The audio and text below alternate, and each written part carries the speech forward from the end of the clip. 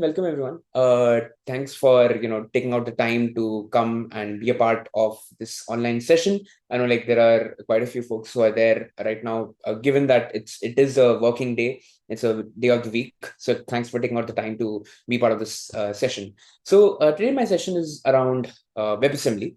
We'll first understand that what exactly is WebAssembly, and in case you haven't heard of it, then why it might be important for you to at least have a look at it because it's still a new technology in the entire landscape of technology in general, and especially in terms of web technologies, and given the fact that how long JavaScript has been in the ecosystem, but still now we are seeing it's a lot of its adoption beyond just the browser. So that's what today's session is going to be all about. We'll explore how WebAssembly is actually performing much better outside of the browser in applications related to serverless programming or cloud computing, and how we are moving towards a more declarative future with WebAssembly with the help of something known as WebAssembly components. So I'll be explaining all of this today in today's session. It will be very informative. So I hope if you have never heard of WebAssembly, you can take away some notes and see how WebAssembly can fit your use case. So with that in mind, I'll continue further. So I'm Shivay. I'm a WasmImage ambassador. So WasmImage is basically a WebAssembly runtime, an open source WebAssembly runtime that allows you to run WebAssembly modules inside of IoT devices, edge devices very easily. And you can do a lot of things like machine learning inference effectively on edge devices, on IoT devices with the help of Wasm. I'm also a TensorFlow.js SIG and working group lead. TensorFlow.js is a open source machine learning library specifically written for JavaScript. And if you want, you can connect with me on my Twitter, which is @howdevelop. And I'm fairly active there. And if you have any questions from today's session, feel free to reach out to me, and I'll be more than happy to answer your questions.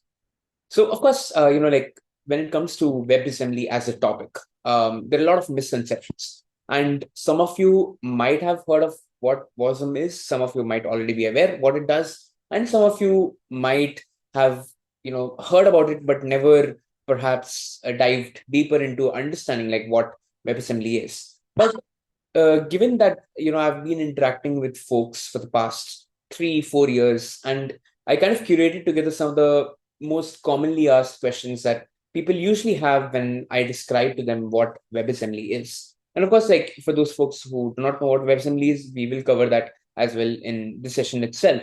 So of course, like some of the most common questions that people ask is, "Hey, is WebAssembly meant to replace JavaScript? Is it meant to replace Docker on the cloud side? Is it just a new Java?" Or I mean, I think the most common question is that is it like a new programming language altogether, right? But it's actually none of them, right? It is not meant to replace JavaScript. It's not meant to replace Docker. It's not really a new Java, and it's not technically speaking a new programming language. And we'll explain why.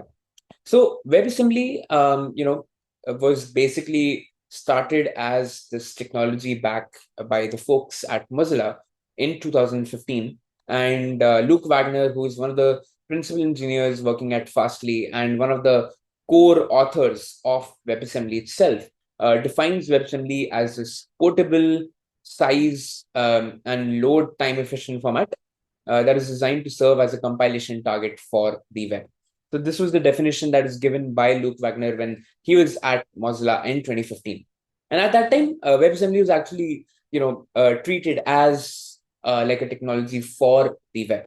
And again, we'll explain why was it the case, why did we need this kind of a portable, size and load time efficient format.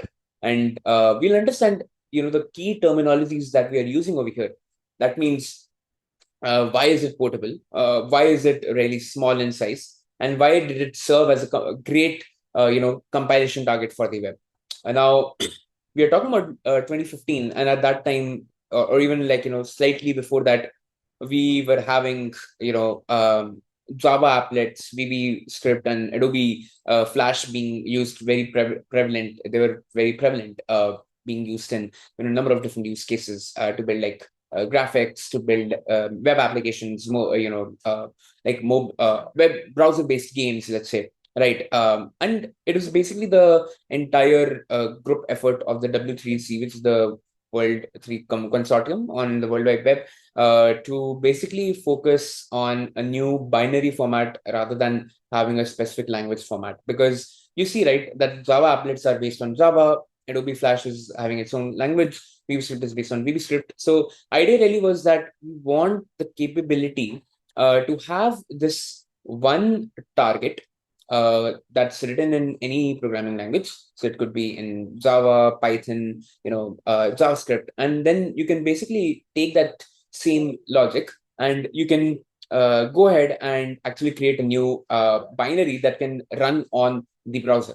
Now, one of the reasons, like why it was actually needed in the first place is that that JavaScript is great. Like we are at a JavaScript conference, and JavaScript is probably the most versatile language that is out there. So whether you want to build simple HTML based websites or you want to build complex full stack applications that has backend, that has front end, all of it can be written in JavaScript with a combination of like a merge stack application. But you can also use JavaScript for being able to do things like run JavaScript on the IoT devices on Raspberry Pi with the Raspberry Pi Node.js integration, or you can run like it on on the desktop with Electron.js or on mobile with React Native, right? So there are a lot of different reasons to love JavaScript, but at the same time, there are some caveats that we need to, of course, adjust to. And of course, one of them is that it is not simply as performant as something like C++ or Rust. And that kind of begs the question that if you're trying to do some very compute intensive task or even mildly compute intensive task, something like, let's say, doing machine learning inference on the browser, or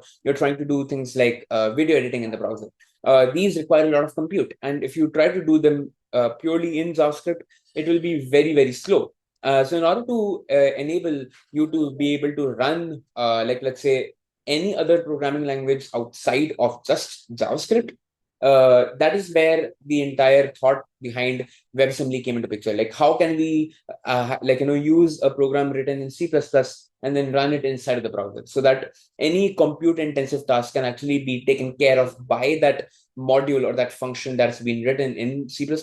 Now, technically, like if you had like, let's say, uh, in general, like browser does not allow you to run any other language outside of JavaScript.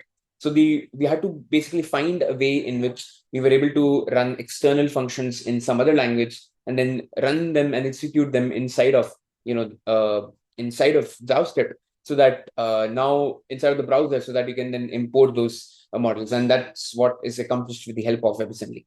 But we'll of course like focus more in depth about like why is it portable, why is it like specifically designed to serve as a compilation target for the web. So we'll talk about those a bit later. But of course, like there's also this ongoing fight between like WASM and JVM. So of course, similar to JVM, like one of the goals of JVM was write once, run everywhere. But of course, you have to keep in mind that even the binary that gets created, it is platform dependent. And again, like it might not be supported on certain platforms. Whereas with WebAssembly, it's a universal bytecode format that can run on any type of language test. Because as an example, okay, yeah. So I mean, we are seeing a lot of, as for example, you see WebAssembly being run in the browser, with being able to run in Figma or in even Photoshop, Google Earth. There are like tons of applications that benefit from using WebAssembly inside of their applications. So definitely we see like a huge benefit when it comes to running more performant applications and offloading those tasks from JavaScript to then run directly inside of WebAssembly. And how do we achieve all of this? If that might be the question.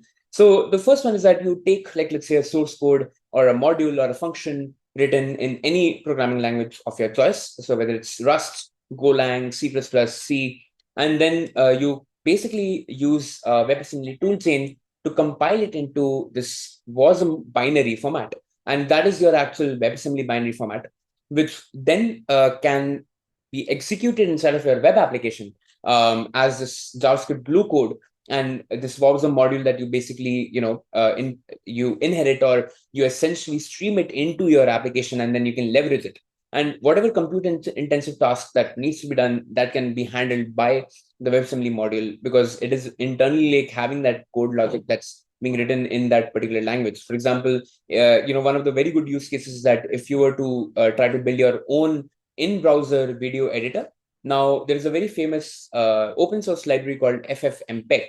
It's a library written in C, and it's mainly used to do things like being able to take multiple chunks of videos together, merge them together, right? So a lot of like the basic video editing, projects that you'll build, or if you have used any video editor, like all those building things like the timeline or merging together different clips, or decoupling clips, they typically use FFmpeg library. It's a very famous machine learning library, not machine learning but video editing library, right? So you can basically use that same code in C++ in C that's been written, and then try to like create a POC that allows you to then run that with Wasm, and that will allow, and there is actually an implementation for that, which is the FFmpeg Wasm, that basically runs directly inside of the browser, and that allows you to do more complex tasks like creative, like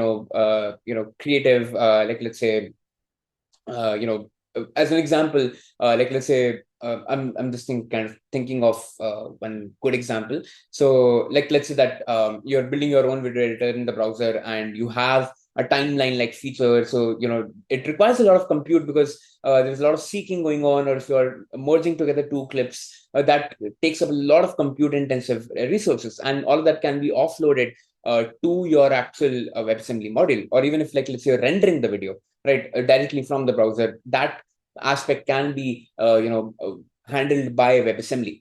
So that's why we see that it's very useful, and that's how you'll basically pair it up with a JavaScript application. But at the same time, you get near native speeds, because the WebAssembly, the way that it executes, it's at near native speeds, and it also has a very small size, because essentially, like as compared to like a container, you're just shipping the application code. You're not having any backend or requirement as such. So that's why like it generates very small binaries, but they are polyglot, because you have the capability of using most of the popular programming languages and converting their functions into awesome modules. So that's one of the great things about WebAssembly. But of course, the question is that, hey, like, is WebAssembly only limited to browsers? Because we saw that there are so many great applications. But the thing is that you can leverage the biggest features that we get with WebAssembly. And one of the biggest features is that it can run the same Wasm module, can basically run in a number of different ways. And of course, you can leverage it in cloud, you can leverage it in serverless functions, because of the capability of its instant startup times. One of the great use cases in serverless computing is the cold start time that we generally see with running your, like let's say, an AWS Lambda instance. The cold start time can be anywhere from 10 to 15, 20 seconds. And of course, like the benefit of having the capability of being able to run multi-platform, that means that you can leverage these tools across multiple different platforms. So if you're talking about Kubernetes, you're talking about VMs, it can run everywhere. And of course, like there is added benefit of getting more security. So that's why, like, if we kind of understand, the evolution of the ways in terms of like how, like, let's say we have evolved in computer science. Like we started with our own, on-prem servers. Then we went to virtual machines that allow us to basically access high-end machines that were not locally available to us via SSH calls. And then we moved on to containers, which are basically a better implementation of virtual machines in a lot of ways. And essentially, the reason was that with containers, you just package together the application dependencies and the application code itself. But that has led us to WebAssembly, where WebAssembly is actually like, just carrying the actual application code itself, and it can run anywhere that you want, as long as you are there on the, as long as you're part of the program. And then, of course, like with WebAssembly, because of its small size and capability to run anywhere, it is really taking up like, this kind of architecture by, a lot of interest being gathered in in people. So that's why we are seeing that. And of course, like, why should one care about that? So Solomon Hykes, who created Docker.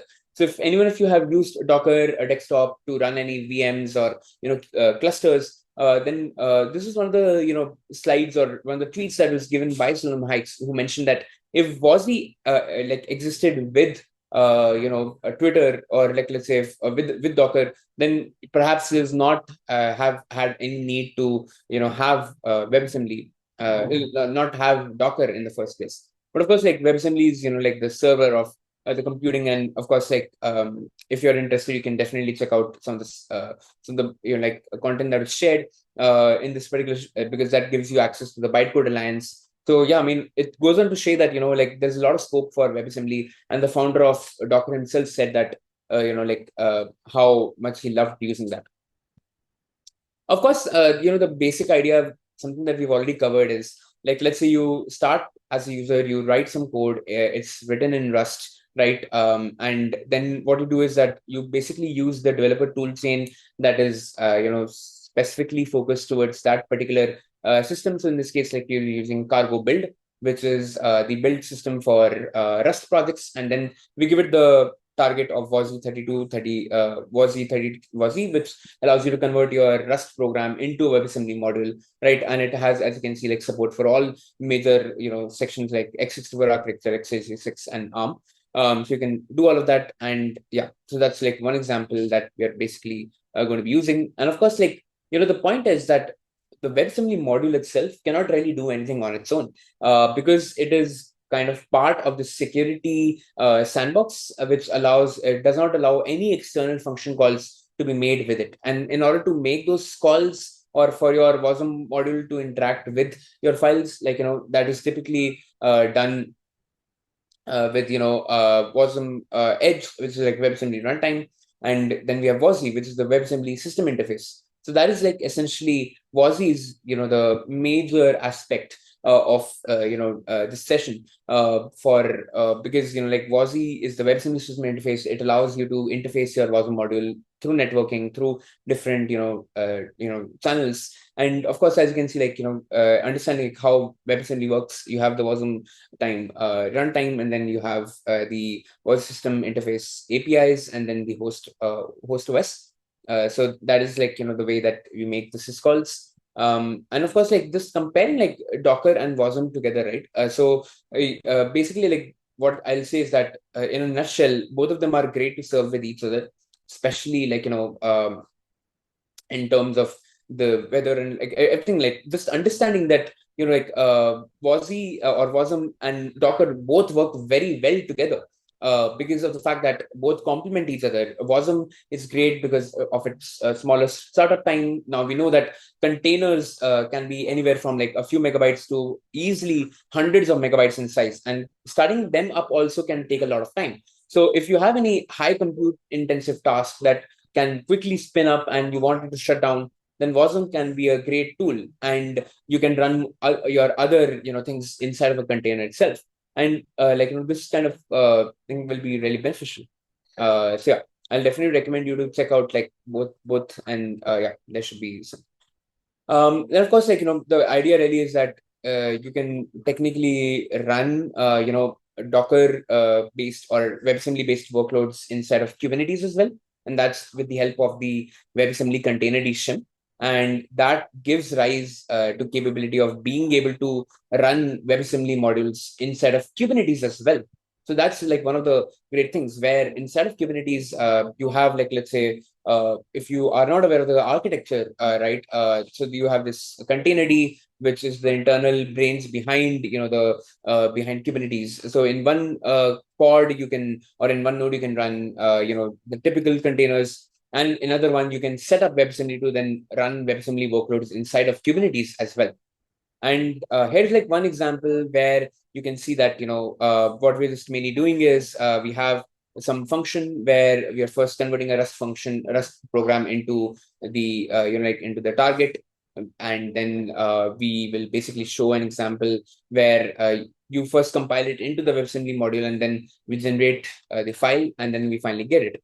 But of course, like Spin is also another thing that allows you to basically make WebAssembly development very easier, especially if you're dealing with a lot of like Kubernetes related things. So I'll definitely recommend you to check that out.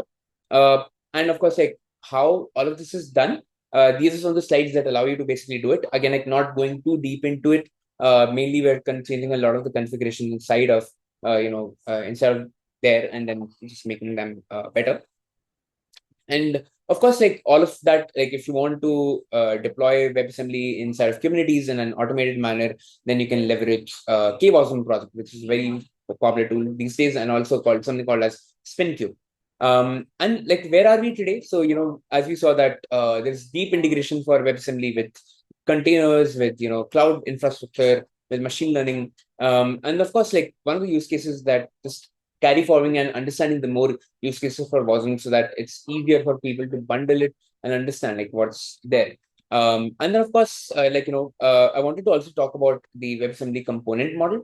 So the WebAssembly component model essentially means something like this, that like let's say that you have two separate programs. One program is written in C++, the other program is written in Golang, and you create WebAssembly modules for each of them. So we have the WebAssembly C++ diagram, and then the WebAssembly, the other word diagram. But the idea really is that you are basically going to be creating like these two separate WebAssembly modules, but then both of these modules cannot actually interact with each other in a specific way, right? There has to be like that kind of scenario. So yeah, I mean, the idea really is that even with the system interface, the main focus is like, being able to make WASM accessible outside the browser. And like, let's say now that you have written a program in C++ and Java, and you want to basically interop between them, then the WASM modules that are there, they won't even like interact with anyone like in the session. So the idea really is that they work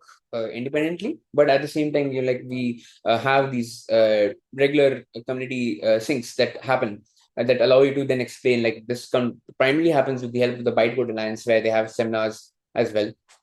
So yeah, I mean, with the component model, if there are two separate WASM modules, they cannot interact with each other directly. That's because of the IR state, or the intermediate state, that is there. Now, in order to basically do that, what you can go ahead and do is, you can basically, create the capability of having all of the different WASM modules that are there inside of this wrapper called as the API, and we can discuss more about that a bit more. But with the help of this bit, as you see, right, that officially, like, both WASM modules cannot interact with each other if they have been written in separate languages. So the component model essentially is a wrapper around the core WebAssembly module. And what it allows you to really do is that all of the shared commonalities, like whether it's like the the users, the models, like all of that can be proprietary. That doesn't need to be open source, but the idea about like this component model is that it provides you a wrapper around the core WebAssembly functionality. And then we'll be using like WIT, which is essentially a type of a WebAssembly format. And you can leverage that as well. Use them, and then you can translate these with the help of the canonical API. So that means that now you can, like, let's say, truly have a polyglot platform where you could take a code written in Rust and import it inside of a program written in Python, because of this interop that you get with the help of this wrapper around the WASM module. And this is how it kind of looks like. So you expose all of your imports, exports that are there in a WASM module. And then you can, once you have defined it, you can use the component model API, or the competized API, that allows you to then define your system with multiple, multiple components, and how do you intervene between them, and how do you import them to other parts. And then, yes, we are kind of running on time, but there are a lot of like really great future things happening. We are really focusing on finding good learning curves with respect to like good important clients, and then learning about how you can implement logging sockets and debugging these modules. That's very important. And then, of course, we already have like the WASM preview 2 released, and then there'll be a lot more growth in the component model, which of course is highly going to be highly relevant even for JavaScript developers, because like you can technically like discuss that, and we'll have that discussion later. But component model will also be really great for JavaScript, because you could technically then run JavaScript functions inside of Rust, or Rust functions inside of JavaScript, with the help of this compotized API that you have. But yeah, with that, I'll conclude my session, and if you have any questions, feel free to ask, and I'll be more than happy to answer this.